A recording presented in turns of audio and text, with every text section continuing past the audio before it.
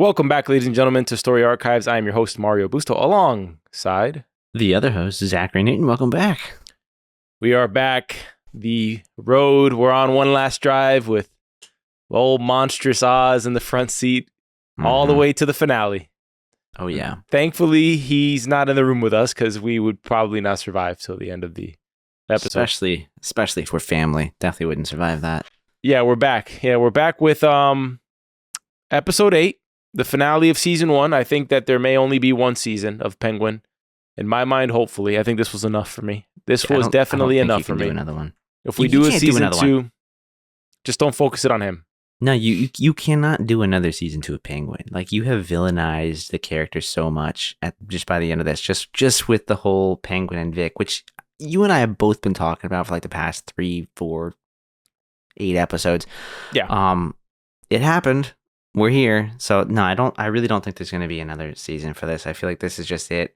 We saw him ascend to be the king of the underground, and now we hate him. We want him to die.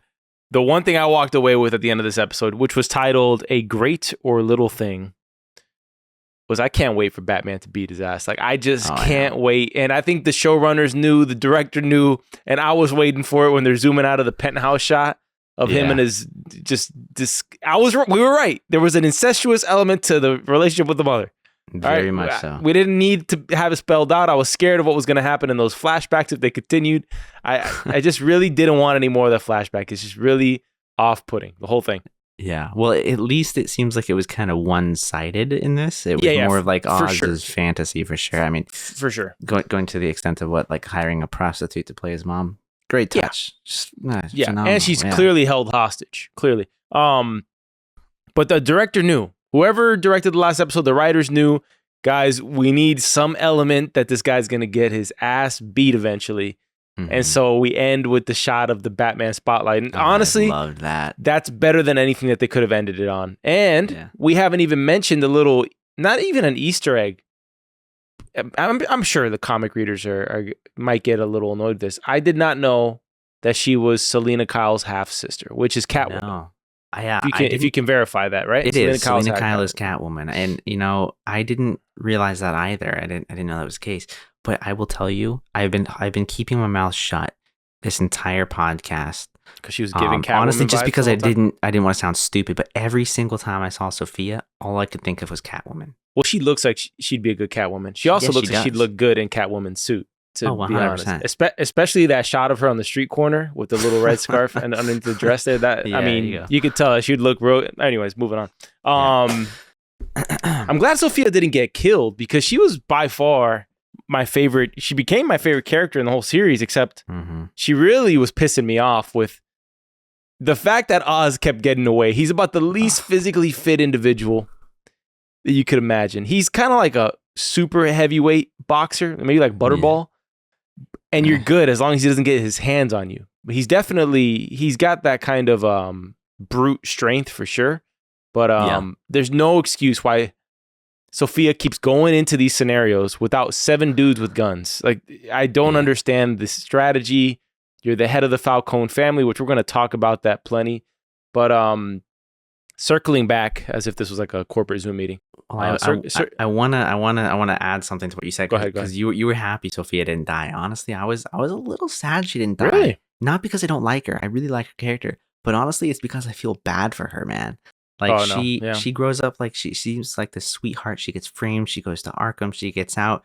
She gets a little bit of revenge on her entire family that backstabbed her and threw her into there. And 2 weeks later, she's thrown back into Arkham again, practically 2 weeks later. I gotta be honest. I was happy that she did not die. Why? Because there was a hint of optimism when she was reading the letter. So I think that's fair. I think that there's hope for her to grow into to flourish into a bigger villain than she was as a Gigante, probably. Yeah, I don't think she'll be a villain. More of a mercy killing. I don't think she'll be a villain. If she's going to work with Selena Kyle, she's not going to be a villain. Catwoman's not a villain. Catwoman was bad, bro. No, she wasn't. I mean, she was like gray. She's gray. Like she's gray area. Like, they're both gray, but all I remember was them fighting like back in the The good old Batman movies. No, bro. Look at they were not on the same side. We're not gonna. She is not like ultimately evil. She's not like Joker evil. She's just kind of like evil. Doing her own thing, right. Jewelry thief, that kind of thing. There's a few people. There's the Joker. There's the Riddler. We'll throw a Penguin into the mix that are just innately evil. Like those are seriously evil people. I would not put her in the same category as them. Which we got to talk about because you mentioned that earlier, and you're saying like they did it. We're here. Essentially, we can't root for this guy at all. Mm-hmm. And we posted. I mean, I thought one of the highlights of the last episode of ours was the idea that, and this is more of a personal commentary, that he's gotten to the point where he's irredeemable. But we had a bunch of TikTok commenters, okay, that were debating back and forth like, well, bro, like it's a villain. Like, what do you want? Of course he's going to be evil. We don't need him to be a redeeming character, which fair point. All I'm saying is, I guess we start off the character with him being like this lovable Tony Soprano, so it was kind of sad to see the fact that he's sort of a one-note character, right? Mm-hmm. And I think that might be shortchanging it a little bit much because he puts thought into everything he's doing, right? Like he does love his family for the most part, at least his mother and Vic. I don't think he loved his brothers too much. Well, you know, it's funny. Nobody can survive being in his family. Not his brothers, not his mother, and clearly not Vic. Mm-mm. So I don't know that love from him is a very weird thing. Well, he saw love at the end as a burden because it was able to be used as a tool against him, right? It's kind of like, I'm not trying to compare Oz and James Bond here, but it's kind of like James Bond's approach, right? At least the Daniel Craig version of him. Like he didn't want to settle down with this woman because essentially, you know, he was scared that they were going to use him against her. And if you remember that, I think, what was her name? The one from Casino Royale. Is it Ava Green? Oh, Ava Green. Yeah, I have a huge celebrity crush on her. Always have Royale. On her. Casino Royale specifically. Like and I just saw Kingdom of Heaven today, which she's in. She has like that typecast for that, which we're going to talk a little bit about. But they use her as a sort of like a pawn against him, and he gets really bitter about it. And it's kind of like Oz here with Vic, right? He's moved on to the next level. But let's think about it. Like he wouldn't have had all the troubles with Sophia if his mother wasn't found. So he's always had this sort of innate gut feeling that you never want to introduce people in your workspace, in his world, to his family or the people he cares about. That's why he always hid his mother in that house, because he always had aspirations to get to the top, and he didn't want anything to be used against him as a sort of kryptonite of his. Which I think is completely fair. I mean, I think, like, you know, when I saw that, I thought it was one, you know, for her protection, but also for his own safety, right? That it keeps him free. Yeah. So, like, I can respect that to some extent. Yeah. Well, he is a pure villain, and I think maybe in part you were right in saying last episode that you feel that the show is just prepping us for a giant showdown with Batman, to the point where I think before Penguin was always seen as this kind of one of the how would I put this? He's a goon. He was like kind of like the least of the evil of the Batman villains in my mind. He was kind of just like this greedy gang lord, but not like a Joker who just wanted the world to burn, but more of somebody who's just always building his little underground empire, right? Yeah. He's not like a person who's on a path of self-destruction, so to speak, right? But in this universe, he's going to be so formidable because he has literally nobody he cares about. What, his mother who's a vegetable? Like, what's left for Oz going into some sort of showdown with Batman? He's going to be an absolute unit. Oh yeah, he's unchained. He's unburdened by Vic and everybody else. By what has been. Yeah. I know, I almost had that. You almost said that. No, I mean he's unburdened by everybody around him. And he also really has no opponents, at least when it comes to the drug game here. Everybody that was in power was overthrown in this episode by the second in command.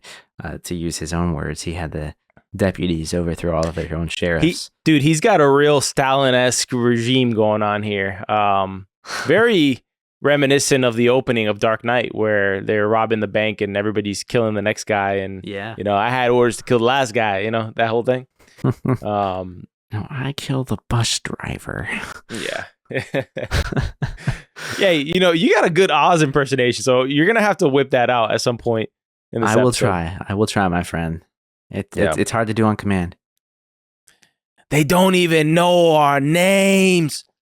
Anyways, we can get into this episode. Were you surprised that they made one of the sort of central themes of the episode using Oz's despicable act of killing his brothers, which it is confirmed?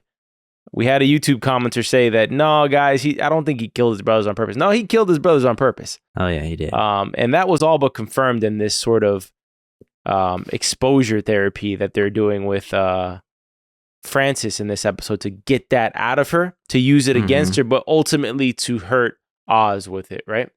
Yeah.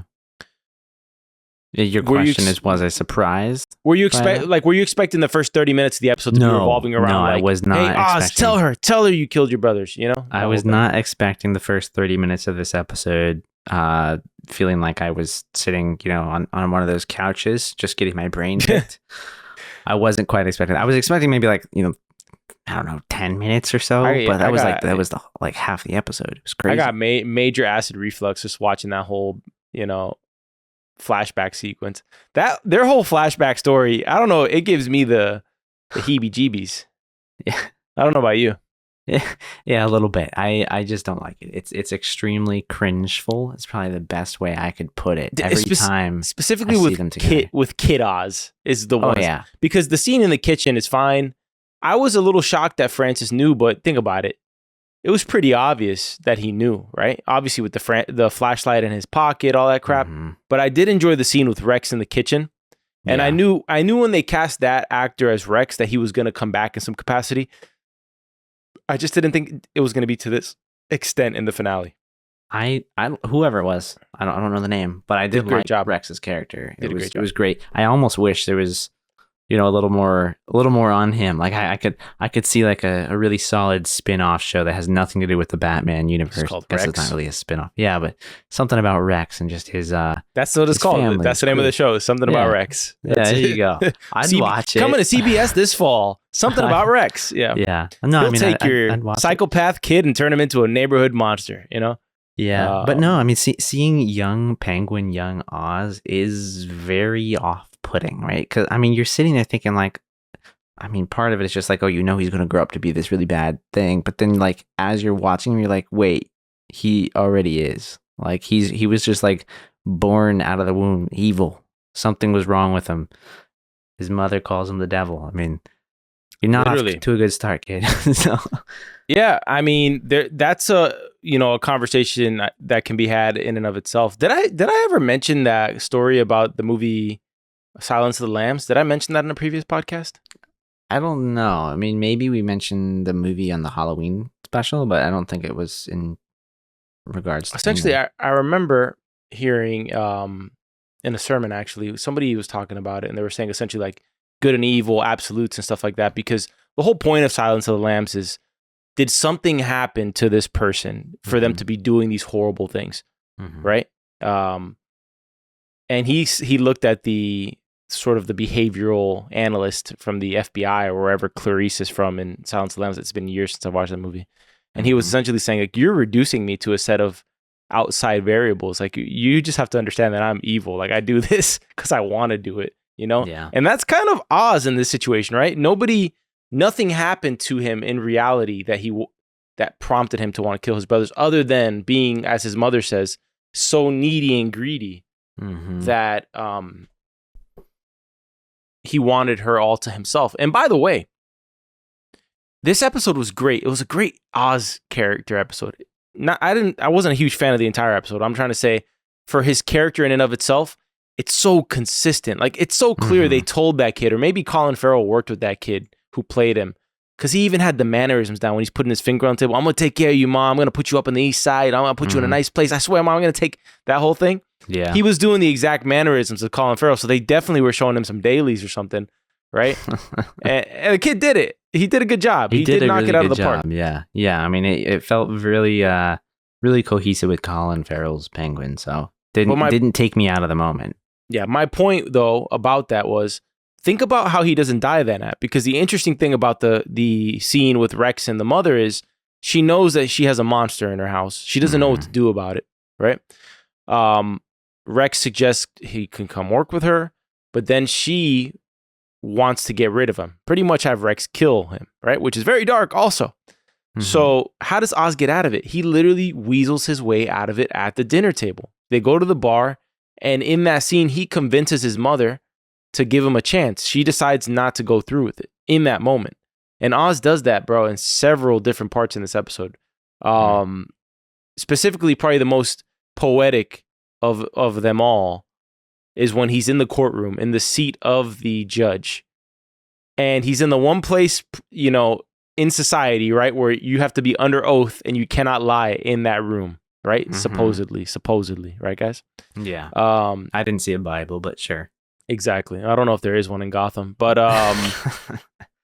but nonetheless, he's lying through his teeth about framing everything on Sophia in the scene in the courtroom. So it just shows you the corrupt place that is Gotham. And there's Mayor-elect Bella Real. Her sign is there, and we heard that over the radio, I think, on the first episode that she was elected. And we do get a glimpse of her, so we know she's going to be a central figure. And she does seem to be a Harvey Dent type of character before he became Two-Face, that she's about rooting out the corruption. But the problem is she's got to contend with a guy like Penguin. So, I thought altogether, the way he weasels himself out of every situation with his supposed gift of gab, right? Mm-hmm. Is like so rich that he actually did that as a kid too. Like that was actually something he did as a kid. I wonder if he knew he was under risk or something like that. And that's why he was doing that. I don't think he did. I feel like that's just really what he wanted out of the situation, his mother's full attention. You know, it seems like he never in his life has gotten a compliment from his mother. I mean, she's literally a vegetable in this episode, and he's begging her to say, "Aren't you proud of me? Aren't you proud of me?" So, I mean, I think he was excited by the opportunity laid out in front of him more than anything else, honestly. I think it was pretty poetic justice, so to speak, that he was top of the world, got everything he supposedly wanted that he was working for, and then by the time he goes to show it off to the one person he wants to show it off to, she's dead. It's a tragedy. It really is a tragedy. Yeah. You know, I do have a question though. When we were kind of seeing that flashback, I believe it was at Monroe's with Fran and Oz together. Did you think that she was going to go through with it and let Rex take him, and then he somehow got out of that situation, like murdered Rex? Because that thought crossed my mind. I thought the ride was going to happen. I was kind of hoping it would, just so we could see some more of like Rex. Yeah. And then I thought he was going to get that scar from that situation. But that did not happen. So maybe they filmed it and maybe they decided not to put it in the show. Maybe they figured it was too dark. But I'm not going to lie. The scene where they're in the chairs and the mother's getting her pinky cut off, and that whole scene was very dark to the point where I was like, you want to talk about a contrast. I watched the movie Kingdom of Heaven earlier today. It popped up on my IG feed. The scene with King Baldwin marching out to meet Salahadin in the battlefield. And you want to talk about a movie that is a polar opposite of Penguin? It's that. To the point where I'm watching it, and I'm probably why I have the hoodie on in this episode, because I'm thinking of like Robert Pattinson Batman. I'm just thinking about clobbering Penguin, bro. Just annihilating him. But anyways, that movie's all about like light and good and compromise and virtue and all that. And this show is just gutter rat Penguin, to the point where you go darker and deeper into the tunnels with Penguin as you get to episode 8. But they did give us a little glimpse of the classic Penguin at the end, right? With the tuxedo and the top hat and everything. He really came into his own in this episode. I was happy about that. Just he's definitely built his own world in his head and around him. I mean he's got that penthouse now. And it seems like it's like a fresh construction. I don't know. It's like there's no furniture in there. Did you see the room his mother was in? There was concrete everywhere and like. Yeah, but did you see the outside of that place? It's like run down, destroyed. Yeah. Well, that's what I meant. I meant like it's gutted on the inside. Whatever. It's fitting. It's interesting. It kind of feels undergroundy, but it's. I mean, you can see everything. You're at the top of the world. Do you think a whole Batman movie can revolve around Penguin as the central villain? No, I really don't think so. I mean, we already got a little bit of the showdown. I actually, for the life of me, couldn't remember much from the Matt Reeves movie, Batman with Penguin, specifically the scenes with Penguin. So I went back and I watched it, but I mean, it all came back to me as I'm watching it. But I think the showdown we had got in the movie was just mostly a shootout over some money and then a long car chase. Cool car chase, but long. So no, I really don't think it. I don't think it can just evolve around Penguin. We might get some stuff with Selena Kyle in there. There you go, Selena Gomez. No, not Selena Gomez. I don't know. Maybe Sophia somehow. I just can't picture. Like, what is his plot gonna be? I don't know. Oh, Batman! We gotta get the Batman. We gotta, Batman in this universe, the Matt Reeves universe, to me felt more like a detective than a hero, right? Like I mean, he was just riding along with, was it Gordon, investigating some crimes which Penguin seemed to be rather close to. So I don't know. Maybe this just made Penguin big enough to be on his radar. He took out the other boss, so now we got this one to contend with. But still, compared to the Joker and compared to Riddler, it's hard to put them at the same scale. Yeah. Well, doesn't Oz want to be Rex at the end of the day? He wants to be Rex. He's always said that was like the guy he looked up to in the neighborhood. He looked up to. Yeah. So he wants to be loved by Gotham. I feel like he's the type of villain you don't. The people. Yeah, I feel like he's the type of villain you don't kill. He's the guy who's like, he controls the power vacuum in the city of Gotham so that the other gangs don't get too out of control. You can kind of manage Penguin. Maybe even use him as sort of like a rat to help you get intel on the Joker, or, well, we already got the Riddler, but you know what I mean? The different ones. Yeah. I thought it was funny that you used that, El Rata, La Rata. The what? El Rata, I think, was the line they were going back and forth in the Batman movie between Penguin and Bat and Gordon and all that. They called him a rat? It was one of the Riddler's riddles. Oh, okay, okay. It had the lamest ending. It was like, oh, you are L. For, like a link. Yeah. Yeah, it was really lame. Interesting. Yeah, I haven't watched the movie in a while, so that one just went straight over my head. This whole episode had sort of that same kind of theme with the Joker. And I made this kind of comparison in the last episode, the last pod that we did, where the Joker is a sort of this, the people rising up. Nobody wants the man's foot on your neck. And, I'm a product of society and we are. What do you expect? Blah, blah, blah.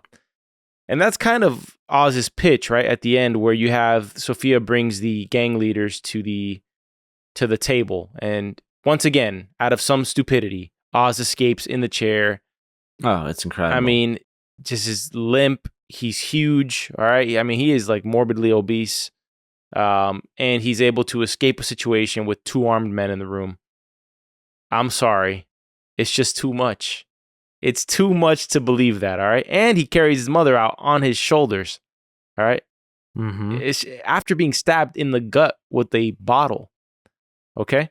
So it's just a bit much to believe that he could get out of that situation. There would have been 3 bullets in him, all right? His hitbox is enormous. Anyways, the gangs go to Sophia after Oz escapes miraculously. And she offers them, once again, the keys to the castle, or the keys to the kingdom, if they get her Oz for the second time, all right? But this is where the kind of similarity comes with the Joker, where you can sort of get the hint that maybe the deputies are going to betray the bosses in this episode. And Victor's the one who very much plants the seed there with Link, right? Who works under the Dailo, Feng Zhao, right? Mm-hmm. Which, you know, it was going to go 50-50. I thought there might have been a moment there where Victor could have turned on Oz, which I was hoping he would, because I knew this was going to happen. I wrote it down. It was, but I wasn't sure. I wrote it down as a question. I'm like, did Vic just turn on Oz, or is this like a clever plan? Yeah. Well, we all know now why by the way, Colin Farrell, he should get in trouble for that interview, because in the interview before the season release, he said, you know, this guy, but I read this script, and by the time you get to the end of it, there's nothing to like about the guy. There's literally nothing to like about the Penguin. And I do think that makes him less interesting, to be honest with you. I do think that makes him less interesting. I think there was room to leave a wrinkle of something he cared about, right? And I guess it's going to be his vegetable mother. But there's just nothing redeeming about the guy. Nothing at all. No. I literally said, what did I call him at the end? What a colossal piece of crap this guy is when he's choking out Vic on the bench by the river. Yeah, that was something else. I was just writing it. I was writing as I was watching that entire scene. And the moment they were just kind of sitting there all chummy talking to each other, I'm like, man, this conversation between Oz and Vic just feels like a farewell. And I'm like, yep. Well, Oz killed him. I just knew there was no way Vic was getting out of this season. There's just no way. No, because we have to hate the Penguin. Like, we have to not like him, because Batman is already a very gray character. We have to hate Penguin.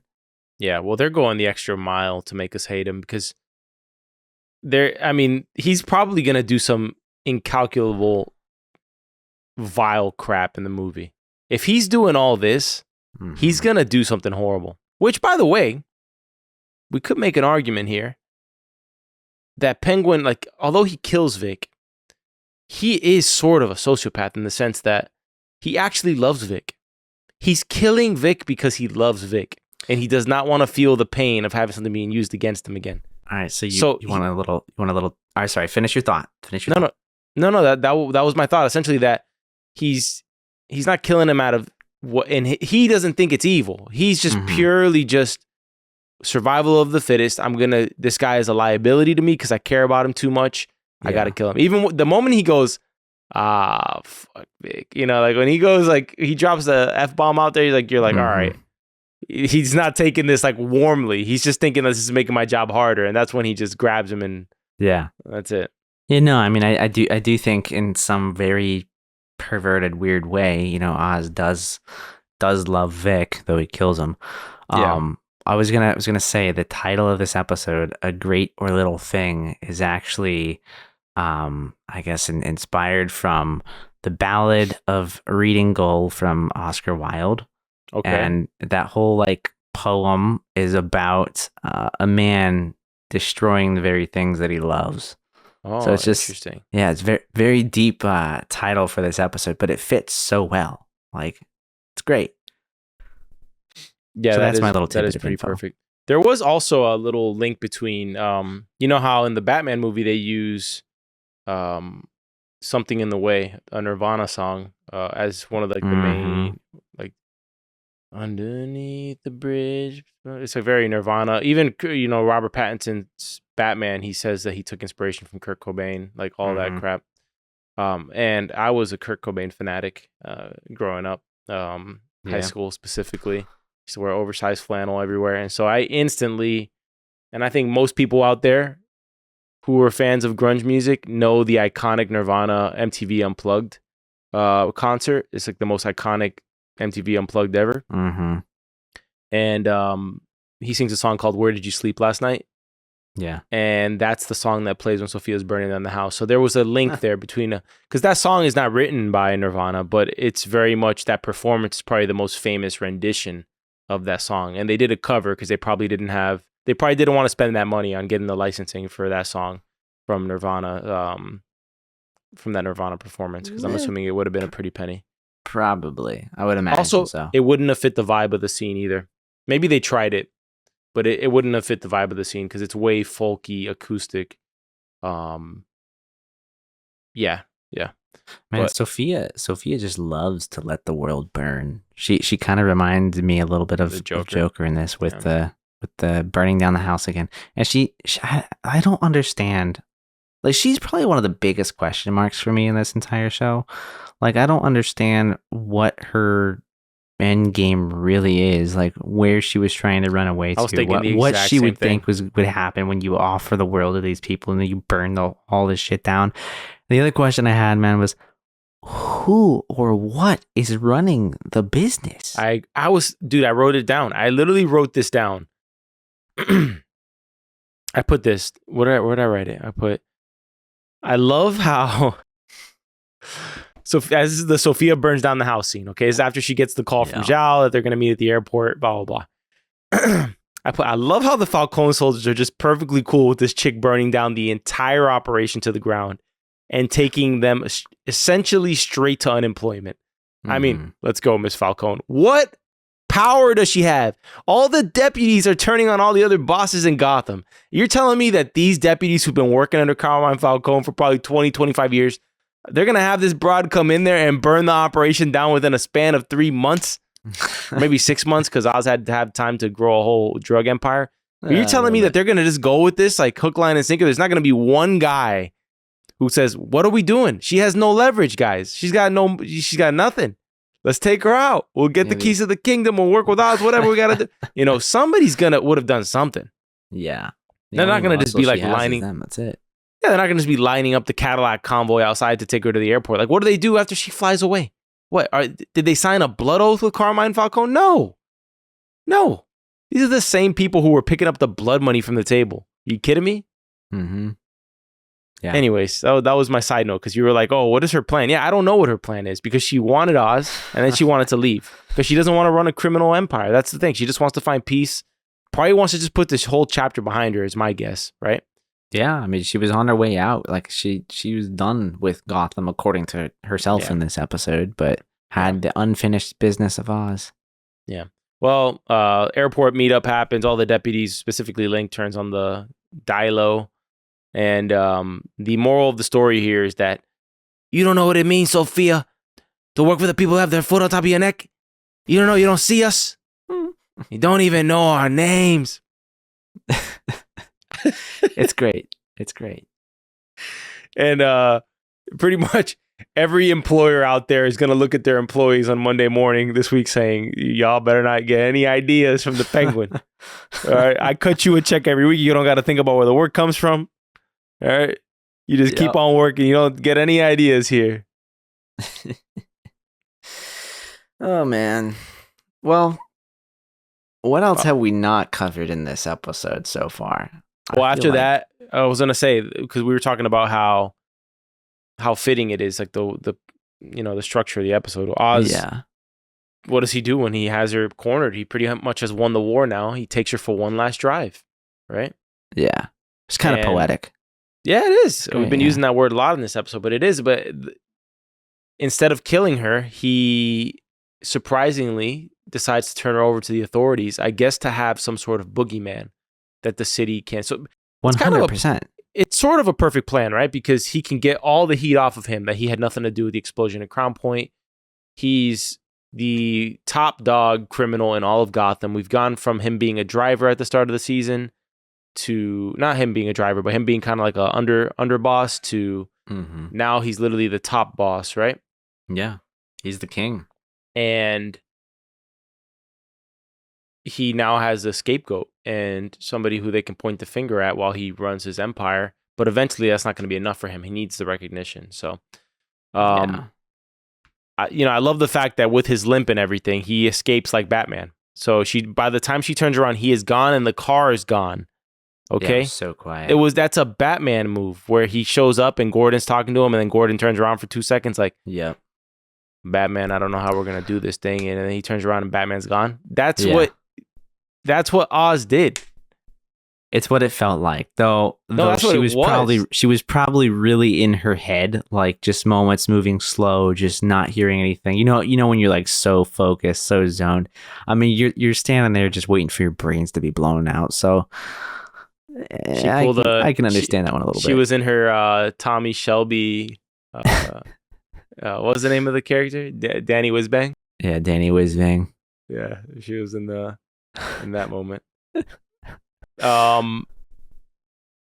I was gonna make it would have been. I mean, I would have paid good money to get a reverse angle of Oz like scampering away like helicopter gonna come in 2 seconds. Also, I love how the councilman was able to mobilize an entire citywide raid in the span of half a day. What do you think about that? He had a press conference. He got a helicopter. He got the whole police force. I guess you don't need any warrants or any sort of evidence in Gotham either, right? It's Gotham, man. I mean, this is not like small crime. This is like we got a tip. Somebody told us you blew up half the city. Let's go get them. Like you ask questions later, I guess. Yeah. Well, Oz goes to celebrate with his mother, who he, unbeknownst to him, has suffered a massive stroke, and now she's a vegetable, only alive through machine power. Well, through machines. Which is poetic justice, because now he never is going to get that "I'm proud of you" message from his mother, which, to be honest, he probably wasn't going to get anyways. That's correct. Considering the way the rest of this episode turned out. Yeah. Never will, never was. He's got to pay for it. Never did, never will. Yeah. So, Vic, being the good guy he is, tries to relate to his deranged what he thinks is his father figure, and gets choked out after all he did this episode, mobilizing all the gangs, convincing Link. He's the only reason he's the king right now is Vic. Vic was the most important person in this entire episode. This whole plan was Vic's plan, basically. Gives him a pep talk of the century in that room while he's stabling his gut shut. Okay? Mm-hmm.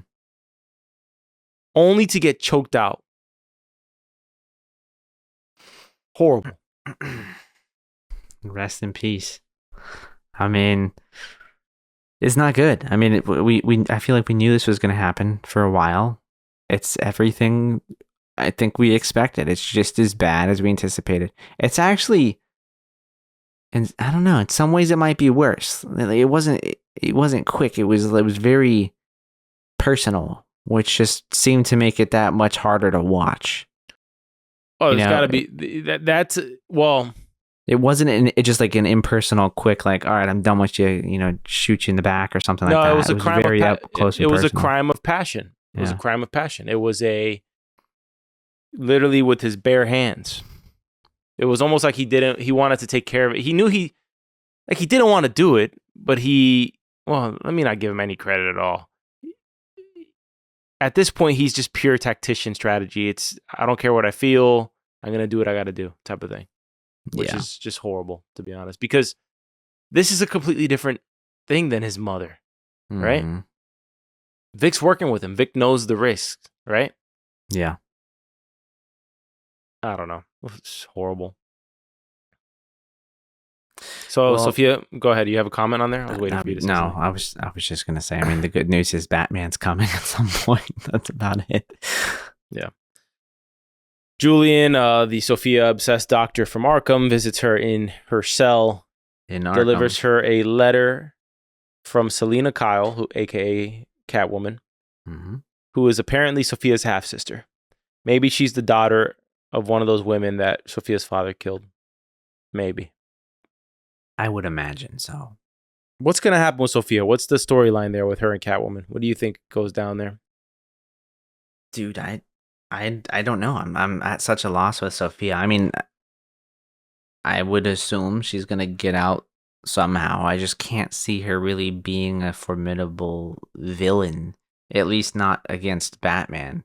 And I can't see her, being anything to Penguin at this point, because I don't know. I mean, she's got no army. She's got no crew. She's got no family. She's like, that's it. The only thing I could think of is her and Catwoman somehow teaming up. And but I mean, like, against Penguin in some way. And it's just, again, it's more of like a personal, like, vendetta sort of situation. Like, this isn't a war. This is going to be just trying to take him out like an assassin or something, would be my guess. It's definitely going to be Oz involved. So I'm assuming Sophia will be in whatever movie happens after this. Maybe we'll get a Selena Kyle Catwoman TV series. Anything that's not just pure evil, bro. Like, give me a character who has something to root for. And I know that was the whole point of the series. The commenters are going to be like, "Oh, bro, he's a villain." Like, We want our villains to stay villains, make villains great again. Interesting an interesting story, something that you can watch and not feel like you need to take a shower after watching all the time. Yeah. All right, so we end with Penguin Oz in his tuxedo, top hat, and everything. He visits his mother, who is a vegetable, in her penthouse overlooking Gotham. Very horror movie-esque. Yeah. But his interesting backstory, I gotta say, of his motives and how he's gonna act and whenever we see him next. And then he has Eve there as his personal prostitute slave, pretty much, role-playing as his mother in her dress. Very disturbing. Even has the same hairdo as his mother. Very disturbing. It's very weird. I thought it was like in his head for a moment when he walked downstairs, just like he was on a trip, but no. Yeah, I just wrote demented on my notes. But we end with the zoom out. By the way, the building he's in looks epic. But we end with the zoom out, and then the flickering Batman signal comes on somewhere else in Gotham. Which you gotta wonder where Bruce has been this whole time. I don't know. I mean, at least earlier in this season, recovering from his wounds. Yeah, recovering from his wounds. At this point, I don't know. I mean, aside from, I'm trying to think back on everything that happened in the season, but aside from the explosion that occurred underground, there really hasn't been much that you think would maybe get Batman's attention. Like, it's really been just small turf war, like shootouts and chess piece moves, things like that, but nothing grand. Yeah. No, just half the city being blown up. Well, that happened in the movie, though. No, that was the Riddler. I'm talking about the explosion Sophia did in the tunnels. That's what I'm talking about. That didn't happen in the explosion movie. Underground. No, the explosion from Sophia didn't happen in the movie. The whole city was blown up from the movie.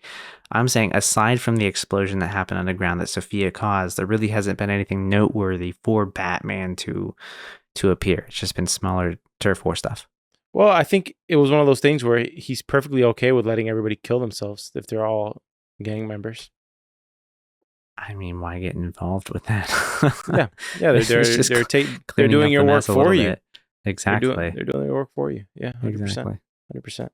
Well, all right, that's all I got. That's the full episode. That's the finale, guys. That is the finale. Let's do a few categories to close it out. We didn't do any bets for this, but a few categories I think will be good. I thought we did three bets, didn't we? We did? I don't think I have. Last episode you wrote 3 down. Did I really? Mm-hmm. You did. Hold on. I think I won. I swear I don't have anything written down, unless it's in like another file somewhere. While I look, let's get into a few categories first. Favorite character of the episode. Favorite character of the episode. Probably Vic, man. Probably Vic. Okay, that's it. I mean, it's an interesting one. I think I gave the last one to Vic. I'm not gonna give it to Vic, though. I mean, I think he should be an honorable mention. I'll give this one to Penguin. As bad as he is, I'm glad we're done with him. But very interesting to kind of see how he kind of got this closed out. He is technically, obviously, the scene stealer, right? Penguin is definitely that guy. But anyways, what's the next? Favorite scene? Bro, I gotta be honest with you. Probably the end of the episode. Like the whole bit, Selena, the letter to Sophia, and then the last bit we see Oz in the penguin suit. Mm-hmm. Probably my favorite part. It was good. I mean, I loved the end of this. Again, like I mentioned earlier, especially when the Batman light just comes on. Oh yeah, for sure. That part was the best. I also liked the random bit of courage that Vic got earlier in the episode where he's that was a good scene, giving it to all of the gang lords. Little little foolish in some ways there, at least the way that he approached it. But I liked it. It was interesting. I think there was like the one scene I didn't really see him stutter at all. Like it felt like he really kind of came into his own for a moment there. Yeah, 100%. Yeah. How about favorite lines of the episode? None that I loved, but there were definitely some lines in this episode. The one I wrote down was what Francis says is I got the devil in my house, Rex. What the hell am I supposed to do? I thought that was a pretty memorable line. That is a good one. I liked one of my lines was from the scene where Vic was kind of telling all the crews to go in there and try and find Penguin. It was when Link came up and punched him in the gut. Oh, yeah. Like, you got to know your place and learn to shut up before you catch a bullet, and you really won't matter. That was good. That was good. And the other one, I feel like I gotta throw it out there. It's you did good, kid. You did good. You did good. It's that was a great. good line. Yeah, it's the one thing Penguin longs to hear, and it's the one thing that he tells Vic. Never does hear. Yeah, exactly. Yeah. Well, that's all the categories I got. Anything else you want to close out on? Any predictions for the movies? Did you find the wagers? No, I cannot find anything. I didn't take notes on Unbelievable. episode 7. I don't know what the deal is. That's where we did 3. Could have swore. But anyways, no, I think I said everything I could say. I can't imagine him being the chief villain in the next Batman movie, but why do all this if he's not going to be a major player in it? But I think it'll be somebody else, if I had to guess.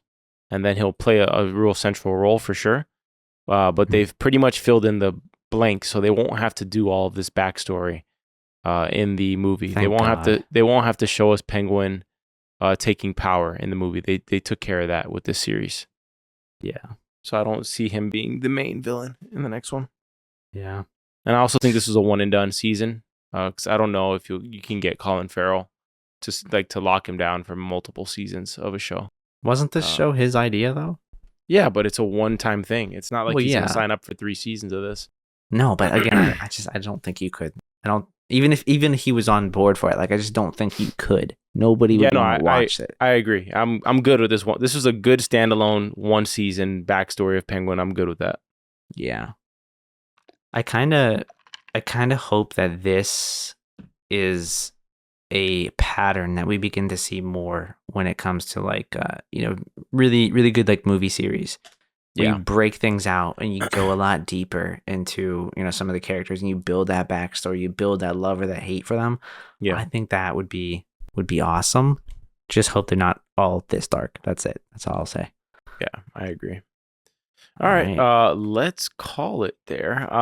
Thank you all for tuning in. I hope you all enjoyed our coverage of the Penguin on HBO Max. We're just called Max now. We hope you tuned in. We hope if you enjoyed the pod that you would honor us with a follow and comment or review the pod. That always helps it get out there to more new listeners, such as yourselves. We also have this week coming up.